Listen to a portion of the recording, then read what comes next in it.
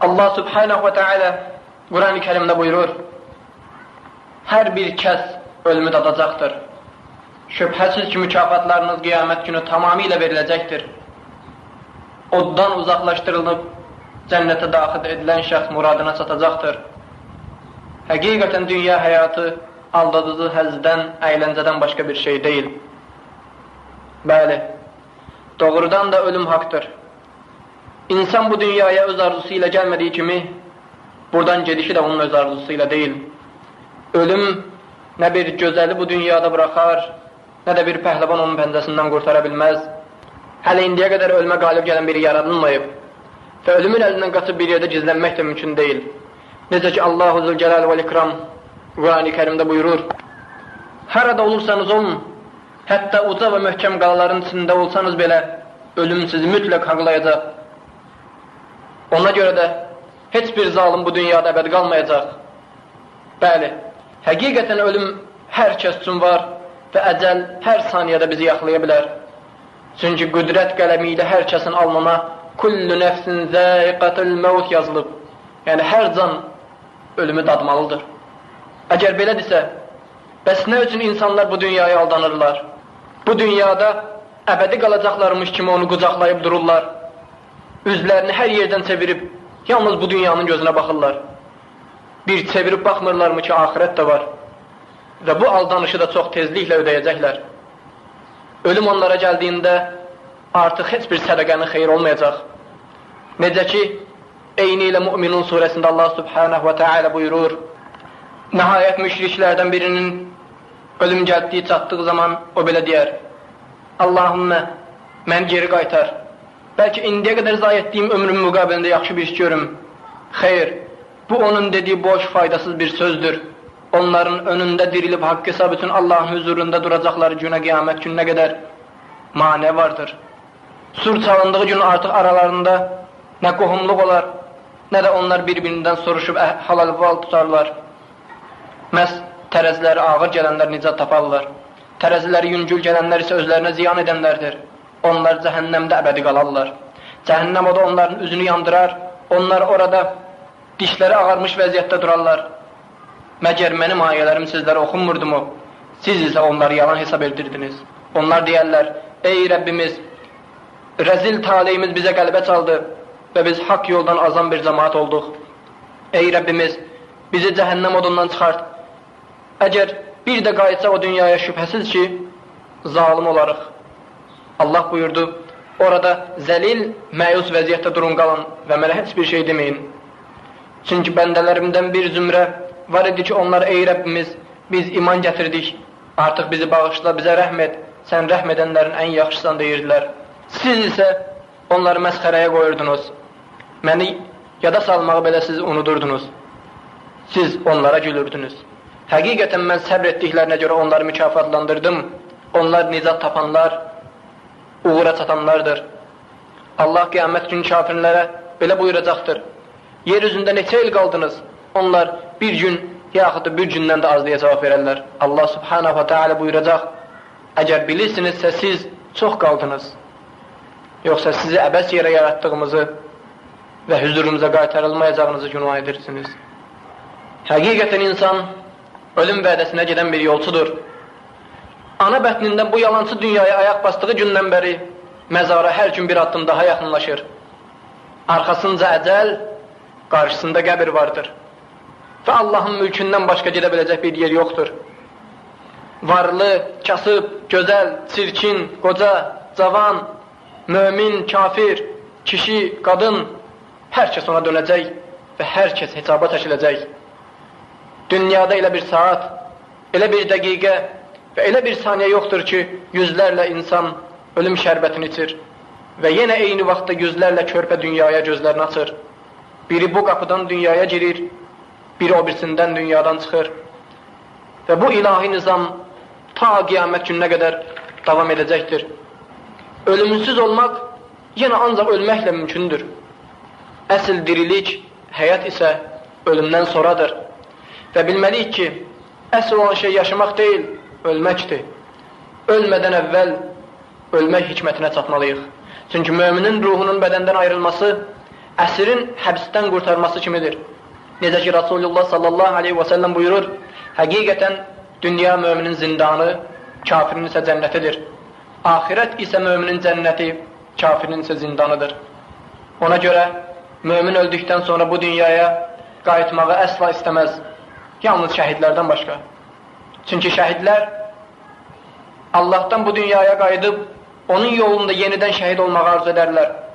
Necə ki, Rasulullah sallallahu aleyhi və səlləm İmam Buxari'dən rəvayət olunmuş səhih hədisdə buyurur, Muhammedin canını əlində tutan Allaha and olsun ki, mən Allah yolunda vuruşub öldükdən sonra yenidən dirilməyi və yenə vuruşaraq ölüb yenidən dirilməyi və bunun ta ahirətə qədər davam etməsini istəyərdim.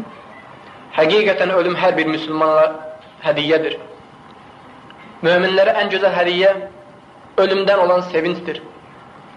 Çünki onu rahat edən Allah Subhanahu və Teala'ya qovuşmaqdır. Ona görə də hər bir mömin üçün ölüm həyatdan daha gözəldir. Allah Teala Rəhman surəsində buyurur, Kullu men aleyhə fən və yəbəqa vəcihi rammikə zülcəlali vəl-ikram. Yeryüzündə olan hər bir kəs fanidir. Yalnız Allah Subhanahu və Teala'dan başqa. Biz sonu və ləzzəti tez qutaran hər bir şeyin ardınca göz yumulu qaçırıq. Amma sonsuz, əbədi və ləzzətli olan bir şeyə isə gözümüzün ucu ilə də belə baxmırıq. Vallahi əgər bir kişinin ölümündə xeyir yoxdursa, onun yaşamağında da heç bir xeyir yoxdur. Elə ona görə də ölüm sevilməlidir. Çünki o, qulu Rəbbi ilə görüşdürəcək. Məgər dost-dosta qovuşmaq istəməzmi?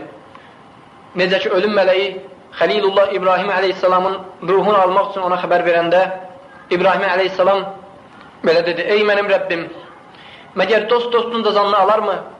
Allahu Zülcəlal və İkram ölüm mələyi ilə xəbər göndərib buyurdu. Məgər dost-dosta qovuşmaqdan qaçarmı?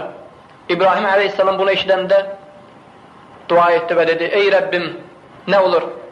Məni özünə tez çatdır. Allahın əmrlərinə uyan, ona qovuşmağı sevən, cənnəti sevən və ona hazırlanan üçün ölümdən gözəl bir hədiyyə ola bilməz. Çünki ölüm olmasa, mömin cənnətə girə bilməz. Və əsl səadət sahibi odur ki, ölüm mələyi gəlib ona bu sözlər deyə. Qorxma, Ərhəmür Rahimə gedirsən, əsl vətəninə qovuşacaqsan və böyük bir dövlətə çatacaqsan. Belə kimsəyə bundan şərəfli bir gün ola bilməz. Rasulullah sallallahu aleyhi və səlləm bir hədisində buyurur, İnsanlar yatmaqdadırlar, öləndə isə oyanacaqlar. Həqiqətən dünya həyatı bir yuxu kimidir. Ölüm isə insanı oyandırır və yuxunun qurtardığını bildirir. Allah Teala hədis-i qüdsüdə buyurur, mən 3 insanın halına təəccüb edirəm. Ölümün haqq olduğuna inanmış olduğu halda, keçici zövqlərlə fərəhlənən kimsənin halına təəccüb edirəm. Allahın hesaba çəkəcəyinə inandığı halda, mal və sərvət toplayana təəccüb edirəm. Və bir də məzarın haqq olduğuna inandığı halda, qəhqəhələri gülənə təəccüb edirəm. Rasulullah sallallahu aleyhi və səlləm məscidə girdi və oradakıların qəhqəhə ilə güldüklərini gördü və dedi, bu halınız nədir? Vallahi əgər ağız dadını qaçıran ölümü çox yada salsaydınız, sizi bu halda görməzdim. Ümidləri qıran ölümü çox yada salın. Çünki qəbir hər gün bu sözləri təkrar söylüyor. Ənə beytul qurbəti və ənə beytul vəhdəti və ənə beytul turabi və ənə beytul du'di. Yəni, mən qürbət eviyəm, mən yalnızlıq eviyəm, mən torpaq eviyəm, mənə gələnləri torpaq edəcəyəm. Mən qurt və böcək eviyəm, mənə gələn ölülər qurtlayar və böcəklərə yem olar. Bu hədisi Buxari və Müslim rəvayət etmişdi. Bəs biz necə? Allahın və Rasulunun lənətinə düçar olmuş şəxslər bizi əyləndirdikcə, Allahın rizasından uzaq olan sözlər danışıb, ahirəti unudaraq qəhqəhə çəkib gülərkən, biz necə? Bu sözləri heç yadımıza salırıqmı? Məgər yadınızda deyilmi ki, Allah Subhanahu və Teala sizi bir qətrə sudan xəlq etdi və sizi böyütdü və indi isə o istədiyi vaxt öz əmanətini geri götürə bilməzmi? Vay olsun o şəxsə ki, qiyamət günü yalan danışdığı, oğurluq etdiyi, qeybət etdiyi, şərab etdiyi, əyləncə etdiyi vaxt həşr ola. Allah Subhanahu və Teala bizə nə qədər misallar çəkir, amma biz yenə nankörlük edirik. Əbu Hüreyrə radiyallahu anh ölüm yatağında idi. Vəfatının yaxınlaşıb ağrıları şiddətlənincə ağlamağa başladı. Dostları təəccüb edərək soruşdu: "Ya Əbu Hüreyrə, nə üçün ağlayırsan?" O isə yaşlı gözlərini göyə dikib dedi: "Ey qardaşlarım, axı necə ağlamayım? Mən elə bir səfərə çıxıram ki, yolum uzaq, tədarükümsə çox azdır. Məni xilas edən əməllərim zəifdir. Bir də sirat üstündən keçərkən çəngəllərə ya da ola düşmək qorxusu var. Bunlardan sonra axı mən necə ağlamayım?" Və bir neçə andan sonra o ömrünü Rəbbinə tapşırdı. Subhanallah, bu Əbu Hüreyrə idi. Onun etdiklərinin zərrə qədərini biz edə bilmərik. Amma biz elə gəzirik, elə bir cənnətlə müjdələnmişik. Halbuki bizim gözlərimizdən yaş qurmamalıdır. Görün, Allah dostlarından digəri Əli bin Əbu Talibin tələbəsi olan Həsən-ül Basri rəhiməhullah Teala ölümü necə qarşılayır? O, ölüm ayağında olarkən içməyə su istəyir. Suyu gətirirlər, o sudan belə içəmədən ruhunu tapşırır Allah subhanahu wa ta'alaya. Lakin ölməmişdən əvvəl o suya baxaraq bu ayəni oxuyur. Cəhənnəm sakinləri od içərisinə salınıb çıxarıldıqca oddan, susuzluqdan dodaqları sinələrinə düşər. Onlar cənnət sakinlərinə deyərlər: "Allahın sizə verdiyindən bizə də verin ki, heç olmasa biraz sərindəyək." Cənnət sakinləri isə əvəzində deyəcəklər: "Allah bunları sizə haram edib." Subhanallah, Subhanallah. Həsən-ül Basri, cənnətlə müjdələnmiş Əli radiyallahu anh tələbəsi bilmirdi ki, o iki əhlin hansından olacaq. Su istəyənlərdən, yoxsa digərlərindən və beləcə öldü. Bəs biz nə halda olmalıyıq? Bütün qalan ömrümüzü elmimizin, imanımızın, təqvamızın artırmasını sərf etməməliyikmi? Məgər Rasulullah sallallahu aleyhi və səlləm buyurmadı mı ki, 7 şey gəlməzdən öncə xeyir iş etməyə tələsin?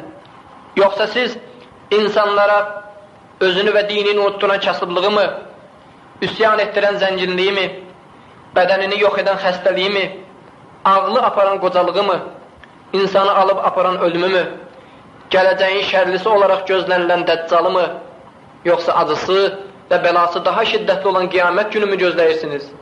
Bu hədis İmam Tirmizidən radiyallahu anh rəvayət olunub. Əgər Allah subhanahu wa ta'ala kimi isə ölümdən qurtarmaq istəsəydi, o mütləq kainatın sultanı Muhammed sallallahu aleyhi və səlləm olardı.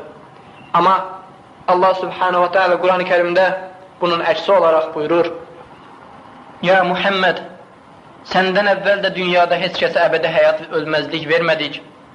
Belə olduğu təqdirdə sən ölsən, onlar diri mi qalacaqlar? Vallahi biz bir aldanış içərisindəyik. Bu vəfasız dünya bizi öz dəyirmanında üyüdür və sonra da öz günahlarımızla baş-başa buraxır. Və ancaq ölüm mələyi gəlib sinəmizdə oturarkən yada salır ki, biz bu dünyadan əməlimizdən başqa bir şey aparmayacağıq. Onun üçün ey ağıl sahibləri, əgər adı ilə bu dünyada bir-birinizdən istədiyimiz Allahı açıq surətdə, heç bir pərdəsiz, hicabsız görmək istəyirsinizsə, ölmədən əvvəl ölün. Amma bu ölüm səni məzara aparan ölüm deyil. Səni dəyişdirən, nəfsini öldürən, səni insanlığa, məhəbbətə, gözəlliyə aparan ölümdür. Çünki nəfsini öldürən şəxs ancaq Allah rizası üçün məhəbbət bəsləyər və ancaq Allahın razı olduğu şeyləri gözəl adlandırar. Onun üçün nə qədər ki ölüm şərbəti sənə içirdilməyib, dünya sevgisindən əl çək. Çünki Rasulullah sallallahu aleyhi və səlləm buyurub, bu dünya bir dərya suyuna bənziyir. Siz parmağınızı bu dəryaya salıb çıxardıqdan sonra oradan nə götürdünüzsə, vallahi dünyadan da bir o qədər şey aparacaqsınız. Əgər insan bütün dünya mülkünə sahib olarsa, lakin onun ahirətdən qurtara biləcək bir əməl olmazsa, onda o mülk heç nəyə dəyməz. Səhabilərdən Əbu Zər radiyallahu anh bir gün öz dostlarına dedi: "Ey dostlarım, sizə ən yoxsul günümü deyimmi?" Onlar dedilər: "Bəli, bildir, o hansı gündür?" Əbu Zər radiyallahu anh ağlayaraq dedi: "Ən kasıb günüm qəbrə basırılacağım gündür." Subhanallah, görün necə də təəccüblü bir şeydir. Hər kəs, peyğəmbərlər, övliyalar, sıddıqlar, yüksək alimlər ölümdən titrədiyi və göz yaşlarını sel edərkən, biz cənnətə girmiş kimi sevinçisində həyat sürürük. Amma bilmirik ki, bu gülməyin bir ağlaması da var. Yenə də deyirəm, ölümdən heç bir şey qurtarmaq yoxdur. Onun pəncəsindən qurtarmaq ancaq ölümlə mümkündür. Əgər birindən soruşsan ki, insanların ən ağıllısı kimdir? O sənə cürbəcür cavablar verəcək. Amma baxın görün, Xatəmül Ənbiya Muhammed sallallahu aleyhi və səlləm bu suala necə cavab verir? İbn Ömər radiyallahu anhümə rəvayət edir ki, Rasulullah sallallahu aleyhi və səlləmin huzuruna getdim, yanında 9 kişi var idi. Ənsarlardan biri, ya Nəbiyyullah, yəni ey Allahın nəbisi, insanların ən ağıllısı kimdir? Rasulullah sallallahu aleyhi və səlləm buyurdu, əksəruhum zikran lil mevt, yəni ən ağıllısı odur ki, ölümü çox yada sala və ölümə ən çox hazırlaşa. Bu hədisi İmam Buxari rəvayət etmişdi. Necə ki bir şair deyir, insan göyə taxt qursa, günəşi yerə salsa, nə faydası vardır ki, haqqı bilməyəcəksə? Haqqı bilməyənlər və ölümü düşünməyənlərdir ki, dünyanı qan gölünə döndəriblər. Öləcəyini və hesaba çəkiləcəyini bilən insan əlindən və dilindən heç bir insana ziyan gəlməsini istəməz. Təbəət tabiinlərdən, yəni tabiinlərin tələbələrindən olan Allah dostlarından biri, Davud Da'i rəhməhullahu teala bir gün yol ilə gedirdi. Yolu qəbirstanlığın qabağından keçirdi. Bir qadın bir məzar başında durub ağlayaraq, ey mənim canciyər oğlum, mən indi bilmirəm qurtlar sənin hansı yanağını yiyib, hansına keçirlər deyir və elə hey ağlayırdı. Qadının sözündəki əsl mənanı Davud Da'i rəhməhullahu teala başa düşdü və hönkürüm ağladı və bu sözün dəhşətinə dözə bilmək huşunu itirdi və bir də özünə gəlmədi. Allah dostu axirətdən qorxusundan öz ömrünü Rəbbinə tapşırdı və bu alim insan Allahdan qorxanlardan idi və o sözün əsl mənasını çox gözəl bilirdi. Buna təsdiq olaraq Allah subhanahu teala Quran-ı Kərimdə buyurur, həqiqətən Allahdan alimlər qorxar. Allahın Resulü sallallahu aleyhi və səlləm bir gün minbər üzərində idi. O, sahabələrinə müraciət edərək buyurdu, ey insanlar, Allahdan həqiqi mənada həya edin. Sahabələrdən, ya Rasulullah, biz həqiqətən Allahdan həya edirik. Rasulullah sallallahu aleyhi və səlləm buyurdu, sizdən kim Allahdan həya edirsə, heç bir gecə ölümü gözünün önündəymiş kimi görmədən yatmasın, qarnına haram tikə qoymasın, zinadan çəkinsin, dilini, gözünü və qulağını haramdan qorusun, ölümü və öldükdən sonra çürüyəcəyini düşünsün və dünya zinətinə aldanmasın. Bu hədisi də İmam Buxari rəvayət etmişdi. Amma yazıqlar olsun ki, dünya insanlar özünə qul, kölə etmişdi. Hər kəs bir aldanış içindədir. Rasulullah sallallahu aleyhi və səlləm bir gün Abdullah bin Ömər radiyallahu anhumaya müraciət edərək buyurdu, sabaha çıxdığın vaxt axşama çıxacağını fikirləşmə. Axşama çıxdığın vaxtda sabahlayacağını yadına salma. Həyatından ölümün və səhhətindən xəstəliyin üçün ayır. Ya Abdullah, çünki sən sabah adının nə olacağını bilə bilməzsən. Neçə əməllər və xəyallarla sabaha çıxan insanlar vardır ki, bir addım atmadan ölüm onları yaxalayır. Ölüm nə bir gənci həyatda buraxar, nə də bir gözəl onun pəncəsindən qurtara bilməz. Ölüm mələyi nə qapı tanıyar, nə də bir kilid. Poladdan qalanın içində gizlənsək belə, o bizi mütləq oradan dartıb çıxaracaqdır. Ölüm mələyini bir insanın ibadət halında və xeyir iş görərkən canını alması necə də gözəldir. Yenə bir insanı günah edərkən yaxalaması və onun canını alması necə də fəlakətlidir. Həqiqətən ona qarşı Allahdan başqa heç kim çıxa bilməz. Rəvayətə görə Davud əleyhissalam çox qısqanc bir ər idi. Odun doğradığı vaxt qapını zövdəsinin üzünə kilitləyər və işə gedərdi. Bir gün yenə eyni şey etdi və qapını kilidləyib getdi. Davud əleyhissalamın zövdəsi birdən içəridə bir yad insan gördü və öz-özünə dedi, bu kimdir görəsən? Bunu evə kim buraxdı? Davud əgər gəlib bunu burada görsə, vay onun halına. Elə bu an Davud əleyhissalam evinə gəldi və adamı evində görüb soruşdu, ey insan, Sen kimsen? Evde olan yad adam dedi.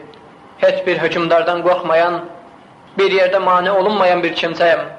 Bu halda Davud aleyhisselam dedi. O halda sen vallahi ölüm mələysən. Ve korkusundan olduğu yerde çöküp kaldı. Bəli, ölüm büyük şeydi. O eğer birinin kapısına gelirse bir daha geri dönmez. Resulullah sallallahu aleyhi ve sellem buyurur, ben ancak ve ancak bir korkudanam. Ölüm sizi yakalayacak ve gideceğiniz yerde ancak kıyamettir. Resulullah sallallahu aleyhi ve sellem hayatı boyunca insanları ölüm hakikatiyle hatırlatmış, özü ise bir an bile ölümü unutmamıştır. Ölümü hiç yada salmamak, hak hesabı hiç fikirləşməmək, qəbrin günlerini yada salmamaq bədbəxtlik alametidir. Şairlerden biri Şeyh Sa'di belə bir rivayet danışır. Şam'da bir övladım vefat etti. Onun ölümü mənə çox əziyyət verirdi. Yaradan Allah Yusuf gözəllikdə birisini yaratmamışdı ki, qəbir balığı onu udmasın. Yerdən güllər bitməsinə təəccüb etməyin. Fikirləşin ki, bu yerə neçə gül yanaqlılar basırılıb. Öz-özümə fikirləşirdim və deyirdim ki, körpə uşaq təmiz və məsum olaraq öldü. Sən ey qoca, hələ də kirli və günahkar yaşayırsan. Ey qoca kaftar, ölməli olan əsl sənsən. O təmiz və məsum körpənin həsrətinə dözə bilmədim. Qəbrini açmaq, boynu qucaqlamaq, gül yanağından öpmək istəyirdim. Məzarın üstündə olan uzun bir daşı qaldırdım. Dar, qaranlıq qəbri görüncə qorxudan ürəyim titrədi. Ağlımı itirdim və huşum başımdan çıxdı. Huşsuz ikən belə bir səs eşitdim. Ey mənim atam, əgər bu qaranlıq yerdən ürpənib qorxursansa, ağlını başına yığ. Bura işıq ilə, gözəl əməl ilə, iman nuru ilə gəl. Məzarda keçəcək gecələrin gündüz kimi olmasını istəyirsənsə, dünyadan gələrkən özünlə çıraq gətir. Yoxsa dalınca heç kim sənin üçün işıq tuta bilməz. Ey mənim qardaşlarım, bizə indi körpələrin gözləri kimi ağlayan gözlər lazımdır. Çünki göz yaşı olan yerə Allahın rəhməti iner. Bugün ağlayanlar sabah güləcəklər. Bugün Allah'tan qorxanlar sabah hər təhlükədən uzaq olacaqlar. Bir gün xəlifə Ömər bin Abdülaziz'in yanına Allah dostlarından olan Raqqaşi gəlir. Bu vaxt Ömər bin Abdülaziz ona nəsiyyət etməyi xahiş edir. Raqqaşi buyurur, ey möminlərin əmiri, bil ki, ilk ölən xəlifə sən deyilsən. Digərləri kimi sən də öləcəksən və bu səltənətindən əbədi olaraq ayrılacaqsan. Bəs bizim halımız necə olacaq? Heç bu haqda fikirləşmisinizmi? Ömər bin Abdülaziz gözləri yaşla doldu və buyurdu, nə olur, yalvarıram, öz nəsihətini davam elə. Allah vəlisi buyurur, ya Ömər, Adəmdən sənə qədər heç bir baban həyatda deyil, hamısı ölmüş, torpağın gözünə sürmə olmuşlar. Ömər bin Abdülaziz buyurur, vallahi doğru söyləyirsən, amma yenə öydünə davam elə. Ey Ömər, bil ki, cənnətlə cəhənnəmdən başqa gediləcək bir yer yoxdur. Bu son söz Ömər bin Abdülazizi dəli etdi. O hönkürdü və huşunu itirdi. Və bir neçə vaxt özünə gələ bilmədi. Bəli, vallahi insan ya cənnətə gedəcək, ya da cəhənnəm quyusuna atılacaq. Ahirət yolcusu olan insanın başqa gedəcək bir yeri yoxdur.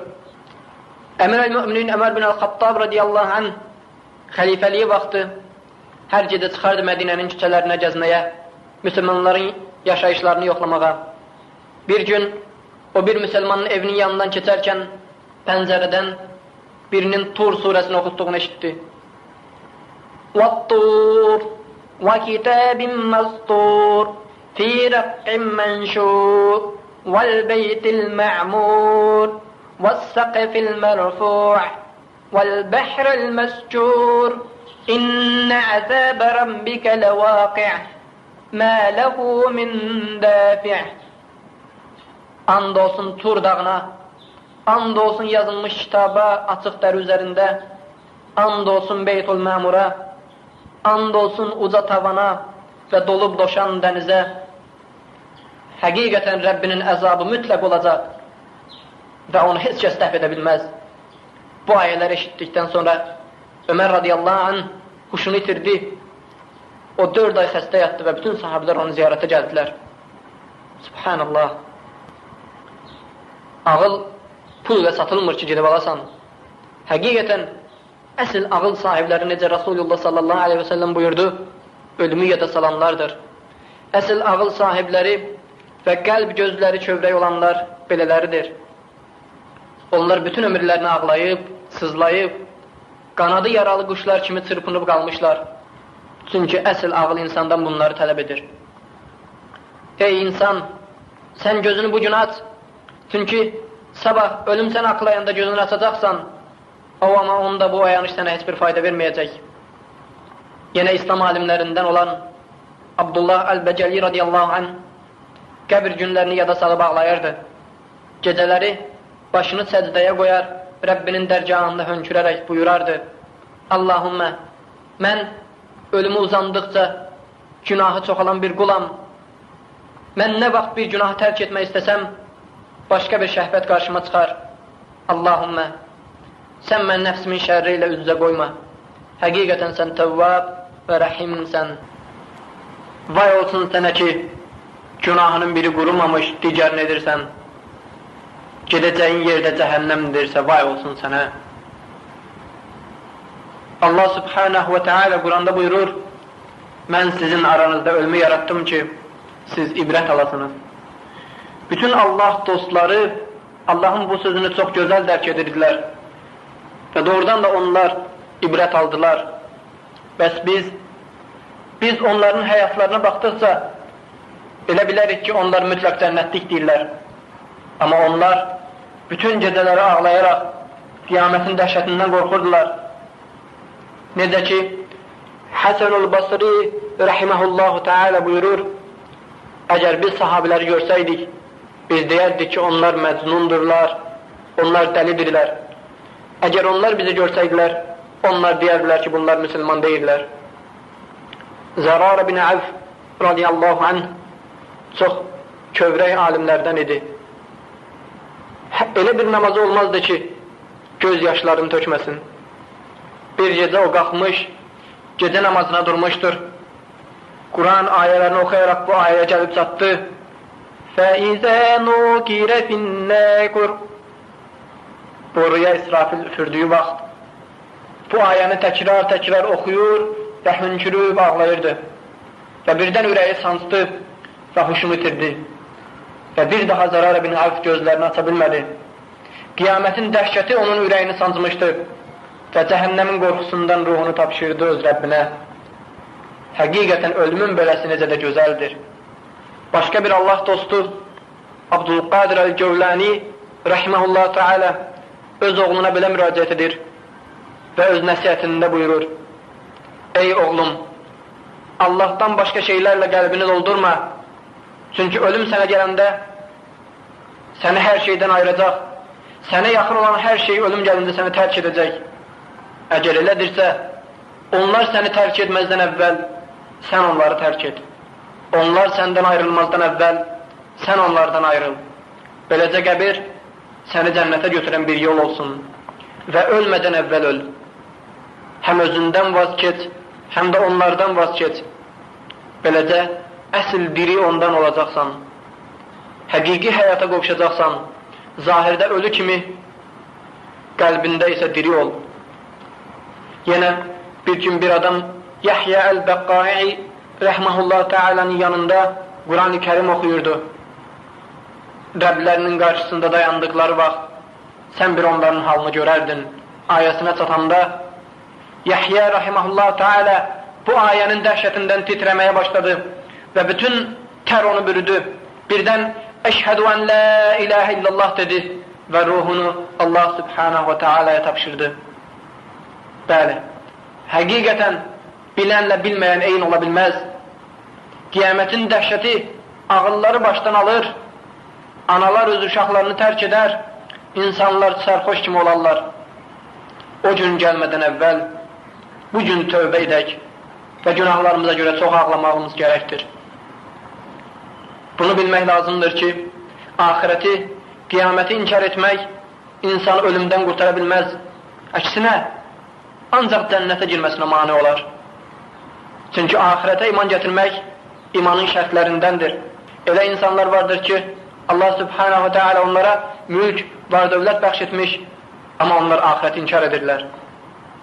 Davud Aleyhisselam həm peyğəmbər, həm də hökümdar idi. Ona 4 böyük ilahi kitabdan biri olan Zabur nazil olmuşdu. Yumruğu ilə dəmiri xəmir halına gətirirdi. Səsinin gözəlliyi hər kəsi heyran etmişdi. Çoxlu qələbələr qazanmışdı.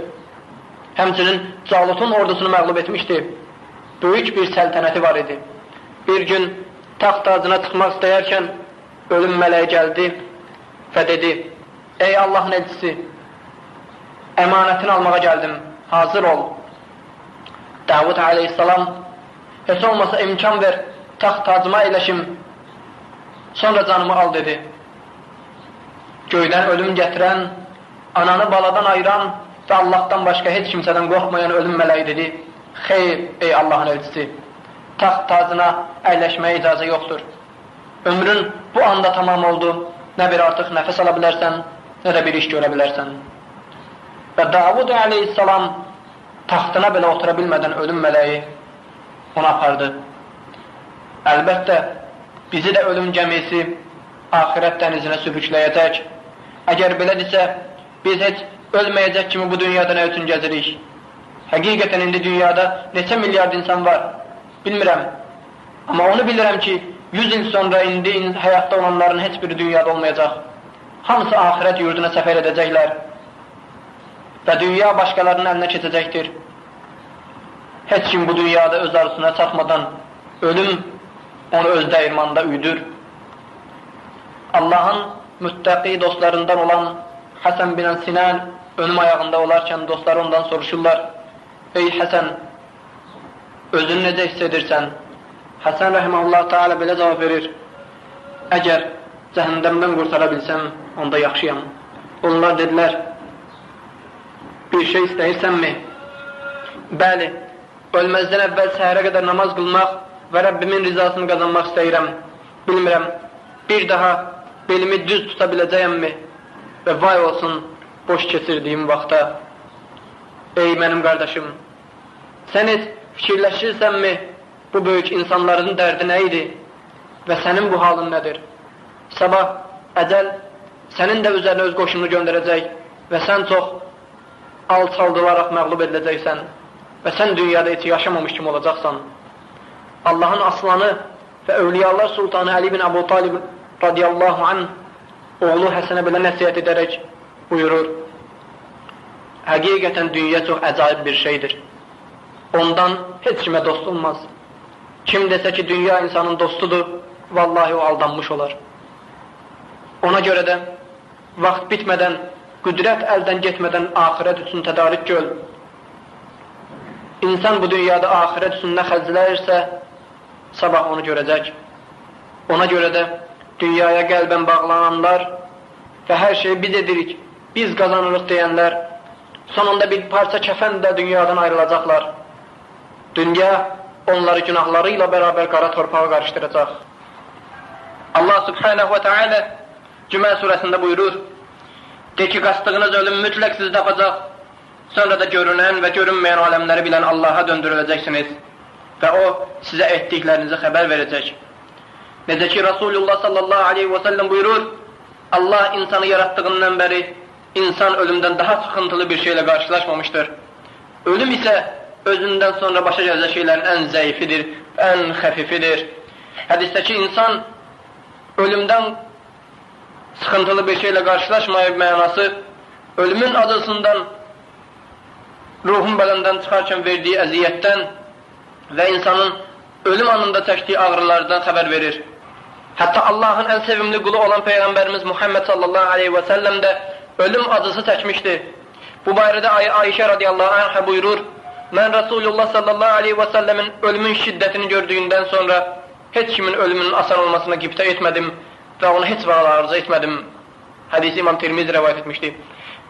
Peyğəmbərimiz ölüm acısı çəkərkən qızı Fatimə radiyallahu anhə də yanında idi və o Rasulullah sallallahu aleyhi və səlləm bağrına basıb "Vay atamın çəkdiyi istiraba" deyərək ağlamağa başladı Resulullah sallallahu aleyhi ve sellem ona teselli ederek buyurdu, atan bu günden sonra hiçbir istirap çekmeyecek. Hemçinin ölüm anında insana acı veren asıl 4 şey var. Bunlardan biri insanın dünyadan ve sevdiklerinden ayrılacağını bilmesi, ikincisi ruhun alınmasını verdiği eziyet, üçüncüsü eğer insan cehennemliktirse cehennemdeki yerini görmesi ve nihayet sonuncusu ise ölüm meleğinin gelmesi. Ancak bütün bunlara bakmayarak ölüm özünden sonra gelen haberlerin en hafifi ve en hoşa gelenidir. Necə ki Resulullah sallallahu aleyhi ve sellem buyurdu, mən müminin dünyadan ayrılışını ancaq körpənin ana bətnindəki qayğı və qaranlıqdan qurtarıb dünyanın genişliyinə doğru çıxmasına bənzədirəm. Ancaq bütün bunlar bilməliyik ki, Allahın ancaq mümin qullarına aiddir. Bu barədə Allah subhanahu ve teala Vaqi'a suresinde buyurur, can boğaza yetiştiği zaman siz ona bakıp durursunuz, elinizden hiçbir şey de gelmir. Biz ona sizden daha yakınıq. Ama siz görmürsünüz. Eğer ondan hak hesap çekilmeyecekse ve eğer ölenden sonra hiçbir dirilme hak hesap yoktur iddianızda doğrusunuzsa belki o zaman canı geri bedene qaytarasınız. Ama eğer ölen kimse Allah dergahına, Allah'ın lütf ve merhametine yakın olanlardandırsa onu rahmet, güzel ruzi ve naim cennet gözləyir. Eğer o sağ taraflar sahiplerindəndirsə ona sağ taraf sahiplerinden sana salam olsun deyilecektir.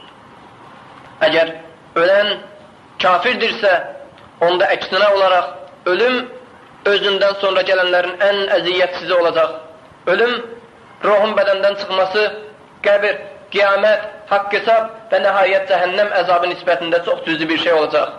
Necə ki Allah subhanahu ve teala Vaqi'a suresinin ardında buyurur, eğer ölen kimse Allah'ın ayelerini kıyamet gününü yalan sayanlardan ve hak yollardan azanlardandırsa ona kaynar su ziyafet verilecek ve özü de cehenneme atılacaktır.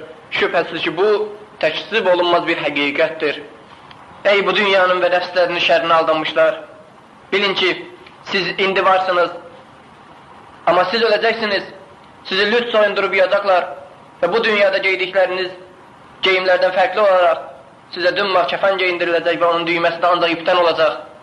Sizi öz ata ve kardeşlerinizin eliyle kazılmış qəbrə koyacaklar ve üstünüzü yaş ve soyuk torpakla dolduracaklar. Sizden ötürü özünü öldürmeye hazır olan atanız, her kelimesinin başında kurban olun, qadan alın diyen ananız, siz torpağa basırılan kimi geri eve qaydacaklar. Onlar bir neçə gün yasdan sonra öz hayatlarına devam edecekler. Er arvad alacak, arvad ərə gedecek, ana başka evladlarına bakıp her şeyi unutacak, atanın başını iş katacak ve böylece siz torpağın altında tek olarak kalacaksınız. Eğer onlara dünya kadar mülk verseniz, onlar sizinle bir saatlik de olsun hemen qəbirdə kalmazlar. Böylece insan bilmelidir ki, bu dünyada çalışıp vuruştuğu, zalimlik ettiği, mal, servet toplaması ancak bu ev üçündür. Ve hoş o şəxsin halına ki, özüyle bu eve güzel əməllər götürmüştür. Vay olsun o şəxsinə ki, özüyle bu eve ancaq şər götürmüştür.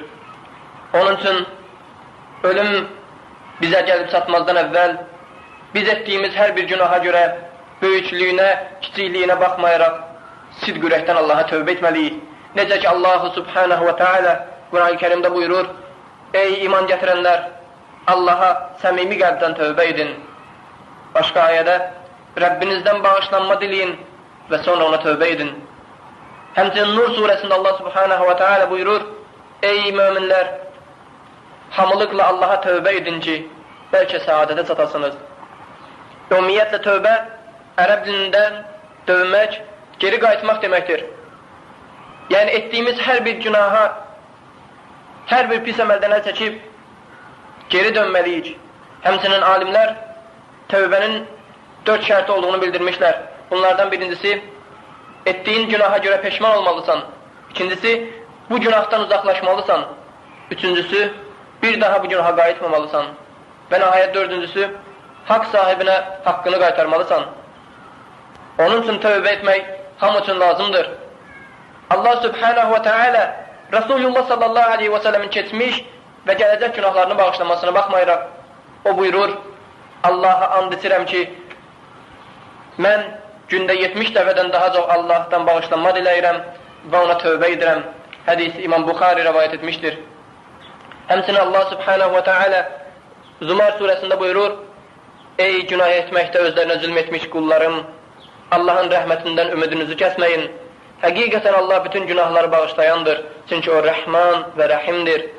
Allah subhanahu wa ta'ala öz yaratdığı qulu günahkar olacağını bilib, tövbə qapısını ta qiyamət gününə qədər açıq qoymuşdu.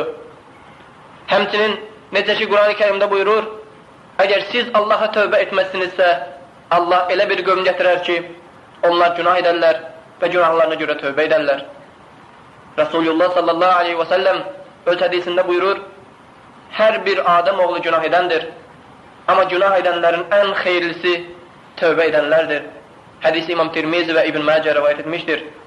Rasulullah sallallahu aleyhi və səlləm bu hədisində tövbə edənləri günahkarların ən xeyirlisi adlandırmışdı. Çünki günah edəndən sonra Allaha tövbə edən bir qul şeytanın oyunundan qurtarmış olur. Şeytanın oyunu da odur ki, qulun etdiyi günahı ona günah olaraq göstərməsin. Və bu insanlar etdiyi əməli günah saymırlar və günah etməyə davam edirlər. Tövbə edən bir qul isə öz günahını görür və bağışlanması üçün Allaha yalvarır. Ona görə də Rasulullah sallallahu aleyhi və səlləm onları günah etdiklərinə baxmayaraq xeyirlilər adlandırmışdı. Rasulullah sallallahu aleyhi və səlləm başqa bir hədisində buyurur, qul tövbə etdikdə Allah onun günahlarını həfəzə mələklərinə unutturar, eyni şəkildə onun orqanlarına da unutturar. Günahı işlədiyi yerdə olan hər bir izi yox edər, ta ki Allahın hüzuruna getdiyində günah etdiyinə əleyhində heç bir şahid olmasın. Hədis Cami Səir əsərindən götürülmüşdür. Həmçinin başqa bir hədisdə buyurulur, qulun tövbə etməsi ilə Allahın xoşhal olması içinizdən birinizin işsiz bir çöldə dəvəsini ittirdikdən sonra onun tapdığında duyduğu sevinçdən daha artıqdır. Hədisi İmam Buxari və Müslim rivayet etmişlər.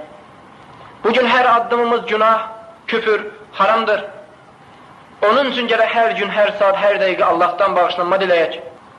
Yaşadığımız cəmiyyətdə hər gün rastlaşdığımız günahlar, yarı çılpaq gəzən qadınlar, televiziyada gedən əxlaqsız verilişlər, şeytan səsinə oxşayan musiqi səsləri və s. əməllər bizim gözlərimizin, qulaqlarımızın, dilimizin harama getməsinə yol açır.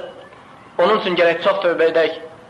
Necə ki Rasulullah sallallahu aleyhi və səlləm buyurur, Allah gündüz günah edənlərin tövbə etmələri üçün gecələri qollarını açar, onların gecə tövbə etmələrini istəyər. Gecə günah edənlərin tövbə etmələri üçün gündüz qollarını açar, onların ona gündüz tövbə etmələrini istəyər. Bu vəziyyət günəşin batdığı yerdən doğmasına qədər davam edər. Hədisi İmam Müslim rivayet edib. Çünki qiyamət gününün böyük əlamətlərindəndir ki, günəş batdığı yerdən doğacaq. Bu barədə Allah-u Zülcelal və İkram Ən'am surəsində buyurur, amma Rəbbinin bəzi işarələr gəldiyi gün daha əvvəl inanmamış ya da imanında bir xeyir qazanmamış olan kimsəyə artıq inanması bir fayda verməz. İnsanlar baxıb görəcəklər ki, günəş ilə ay işıqsız olaraq batdıqları yerdən doğacaqlar və bu andan etibarən tövbə qapıları bağlanacaq. O vaxt insanlar dəhşət içərisində olacaqlar və qorxularından nə etdiklərini bilməyəcəklər. Hətta analar öz körpələrini buraxıb qaçacaqlar. Kim ki bu gün ağlayıb, o günə hazırlaşır, onun heç bir qorxusu olmayacaq. Kafirlərin ağlaşmaları da o gün onlara heç bir fayda verməyəcək və onlardan heç bir iman qəbul edilməyəcək. Rasulullah sallallahu aleyhi və səlləm öz hədisində buyurur, hər kim günəş batdığı yerdən çıxmazdan əvvəl tövbə edərsə, Allah onun tövbəsini qəbul edər. Hədisi İmam Müslim rivayet edib. Ona görə də nə qədər sağıq, nə qədər ki günəşin batdığı yerdən yenidən doğmasını görməmişik, gəlin Allaha tövbə edək, yoxsa sonra vallahi gec olar. Ölüm gəlib, ruhumuzun boğaza zatında etdiyimiz tövbəsinin nə xeyri? Məgər Rasulullah sallallahu aleyhi və səlləm buyurmadı mı ki, Allah əzzə və cəl can boğaza gəlməyincə qulun tövbəsini qəbul edər. Hədisi İmam Tirmizi rivayet edib. Bu hədisdən bilindi ki, sən bu dünyada pis işlər gör, haramı halal say, ölüm anında isə tövbə etsən, bu tövbənin sənə heç bir xeyri yoxdur. Necə ki Allah subhanahu və teala Nisa surəsində buyurur, pisliklər edib, nəhayət ölüm gəlib çatınca, mən tövbə etdim deyənlərə və kafir ölənlərə tövbə yoxdur. Onun üçün ey mənim qardaşlarım, müsəlman üçün tövbə gün ərzində yediyimiz yeməyə bənzəyər. Yeməsən, acından ölərsən. Tövbə etməsən isə günah içində botarsan və nəhayət qiyamət günü rüsvay olanlardan olarsan. Həmçinin gün ərzində səhlənkarlıq etdiyimiz ibadətlərə görə də çox tövbə etməyimiz lazımdır. Tərəib-ı Salah əsərində Rasulullah sallallahu aleyhi və səlləmin belə bir hədisi rəvayət olunur. Bir namazı buraxan, vaxtından sonra qılan 80 il cəhənnəmdə yanacaqdır. Və bu 80 ilin hər bir ili 80 ilə bərabər olacaqdır. Və hər bir ili isə 160 günə bərabər olacaq. Və hər bir gün isə 80 dünya ilə bərabər olacaqdır. Subhanallah. Və təsəvvür edin ki, hər bir qəzaya qalan namazın sayı artdıqca bu günahlar qat-qat artar. Onun üçün hər nə olursa olsun bir an əvvəl qılmadığımız və ya qəza etdiyimiz namazlara görə Allahdan bağışlanmaq diləməliyik və çox yalvarıb tövbə etməliyik. Bəs indi siz təsəvvür edin namaz qılmayanların halı necə olar? Onlar üçün daha yaxşı olmazmı ki tez tövbə edib Allaha qayıtsınlar? Yoxsa vallahi sonra gec olar. Necə ki bir hədisdə Rasulullah sallallahu aleyhi və səlləm buyurur, vallahi musavviflər həlak oldu. Ondan soruşurlar ki, ya Rasulullah, musavviflər kimlərdir? O cavab verdi. Onlar o şəxslərdir ki, tövbə etməyi sonraya buraxıb deyərlər. Qoy biraz gəzib dolanım, sonra tövbə edərəm. Onlar həlak oldular. Necə ki, Loğman öz oğluna nəsihət edib deyir, ey oğlum, tövbəni sabaha saxlama. İmam Mücahid rəhməhullah teala bu ayənin təfsirində buyurur, kim hər sübh və işə namazından sonra tövbə etməzsə, onun özünə zülm etmiş olar. Necə ki Allah subhanahu wa ta'ala buyurur, o kəslər ki günah edərlər və sonra peşmançılıq çəkərlər, onlar belə deyərlər, Rabbənə inni zaləmtü nəfsən fəğfir lə və innəhu lə yəğfir zunubi illə ənd. Yəni ey Rəbbimiz, biz ancaq özümüzə zülm etdik, bizi bağışla, həqiqətən günahlar bağışlayan ancaq sənsən. Onun üçün ey mənim qardaşlarım, gəlin heç bir günahımızı kiçik saymayaq və onlara tövbə etməyi unutmayaq. Bir də ey Allahın tövbələri qəbul etməsində şübhəli olanlar, bilin ki, Allahın 99 ad və sifətlərindən biri də tövvabdır, yəni o tövbələri qəbul edəndir. Onun üçün bilin ki, siz nə qədər günah etmiş olsanız da, sidq ürəkdən ona tövbə edib və tövbəkarlar cərgəsinə daxil olun. Necə ki Allah subhanahu wa ta'ala hədis-i qudsidə buyurur, ey Adəm oğlu, əgər sən dünya qədər günahla mənim hüzuruma gələrsənsə və heç bir şey mənə şərik qoşmazsansa, mən sənə dünyalar qədər əfv baxışlayaram. Hədisi İmam Tirmizi rəvayət etmişdir. Həmçinin Rasulullah sallallahu aleyhi və səlləm öz sahabiləri arasında oturarkən belə bir rəvayət danışdı. Sizlərdən öncəki əsrlərdən biri çox əzazil bir insan idi və o 99 insanın qətlinə səbəb olmuşdur. Və nəhayət Allah subhanahu wa ta'ala onun qəlbinə tövbə istəyi göndərdi. Və o insan etdiyi günahlara görə tövbə etmək istədi. Ona bir abidi, yəni çox ibadət edən bir insan göstərdilər. O abidin yanına gəldi və soruşdu, ey abid, mən 99 insanın ölümünə səbəb olmuşam, lakin mən tövbə etmək istəyirəm Allaha. Mənim tövbəm qəbuldur yoxsa yox? O dedi, xeyr, qəbul deyil. Və həmən insan qılıncını çəkib abidi öldürdü. Və yenə içərisindən tövbə istəyi gəldi. Ona bir alim insanı göstərdilər. Və o alimin yanına gəlib dedi, ey alim, mən 100 insanın ölümünə səbəb olmuşam və çox zalımlıq etmişəm. Lakin indi mən tövbə etmək istəyirəm əməllərimdən. Mənim tövbəm qəbuldur yoxsa yox? O dedi, vallahi Allah ilə tövbəkar arasında heç kim dura bilməz. Onun üçün sən gərək öz yaşadığın yerdən çıxasan, çünki ora çox küfür yerdir. Falan bir yerə get, orada insanlar tək Allaha ibadət edirlər. Həmən insan ibadət olunan yerə getmək istədiyi vaxt, yarı yolda ikən əcəl ona çatdı. Və iki mələk, cənnət və cəhənnəm mələkləri gəlib, onun ruhu üzərində mübahisə etdilər.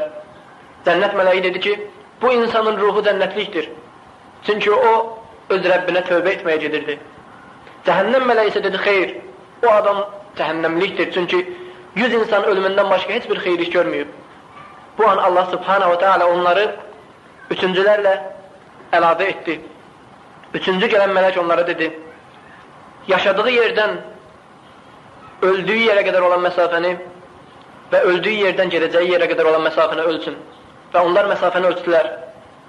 Ve bu an Allah Subhanahu wa Ta'ala onun cesedini geleceği yere yakınlaştırdı. Hadisi İmam Tirmizi rivayet ediptir. Subhanallah, insan 100 adam öldürmüştü. Hiçbir hayır iş görmemişti. Lakin Allah'a tövbe isteğinden gelirdi. Ve Allah onun tövbesini kabul etti ve cennete koydu. Onun için de Allah Subhanahu ve Teala'nın merhametinden ümit kesmek özü büyük günahtır. Çünkü Allah Subhanahu ve Teala Kur'an'da buyurur ve Allah'ın rahmetinden de ümidinizi kesmeyin. Çünkü kafirler topluluğundan başkası Allah'ın rahmetinden ümidini kesmezler Yusuf suresinde. Ona göre de özünüzü Allah dergahında günahkar bilip, Allah'tan korkup, çekinip, öz tekebbürlüğünüz özünüze üstün gelerek Allah'tan tövbe dilemekten çekinmeyin. Hakikaten Allah tövbeleri kabul edendir. Onun için de gelin bütün ölülerimize ve dirilerimize Allah'tan merhamet dileyek ve bizi de ölmeden evvel öz nefsini hesaba çeken ve ölmeden evvel ölenlerden etsin Allah Subhanahu ve Teala. Allahümme mümin kişi ve mümin kadınlarımızı bağışla. Onlardan ölenleri ve dirileri bağışla. Hakikaten sen duaları eşiden ve bize en yakın olansan. Allahümme bizi namaz kılanlardan et ve bizim neslimizi de namaz kılanlardan et. Ey Rabbim, sen bizim duamızı kabul et. Bizi, valideynlerimizi ve kardeşlerimizi hesap günü bağışla. Allahümme, hakikaten biz özümüze zulmettik ve bizi bağışla. Çünkü sen bağışlanma hakkı olan yegane ilahsan. Allahümme, insanların ayrı ayrılıkta düşündüğü cennetine bizi ancak öz rahmetinle sal. Hakikaten sen sırat-ı müstakime istediklerini yöneldensen. Allahümme, bizi ve iman yarışında bizleri çok geride koyan kardeşlerimizi bilip ve bilmeyip ettikleri günahlarına göre bağışla. Kalplerimizde iman eden kardeşlerimize karşı kin ve nifret duygularını bırakma. Hakikaten sen Rauf ve Rahimsen. Allahümme, ruhumuzu canımızdan çıkartmazdan evvel bu kelimeleri söylememize izin ver. Eşhedü en la ilahe illallah vahdehu la şerike leh ve eşhedü enne Muhammeden abduhu ve rasuluh ve ahir da'vaten elhamdülillahi rabbil alemin ve salatu alel mursalin.